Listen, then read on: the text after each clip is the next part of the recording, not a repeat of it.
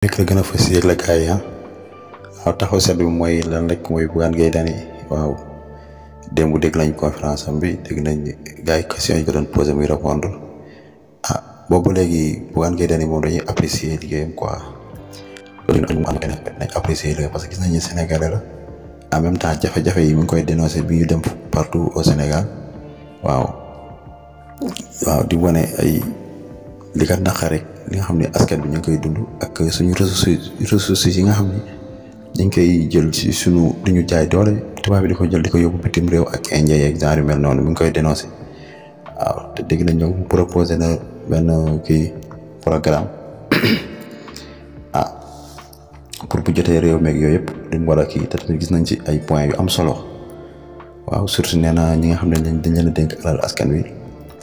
ñooñu buñ ko détourné loolu da koy criminaliser parce que bu fekkee tamit li mu wax dëgg la loolu am solo parce que loolu c'est normal parce que alalu askan bi ku ci def naka su dul noonu kon dañoo rëq sa ndégi waaw beneen bis topp wax na ni musul gis Adji Sarr musul dégg Adji Sarr loolu dañ ko koy nangul parce que boo ko nangulul rek bëgg ñàkk a nangul ni Sonko si fiyalewul Adji Sarr ba pare daane Bougane mook Adji Sarr def nañ nangam kon yaa ngi àtte lu dul dëgg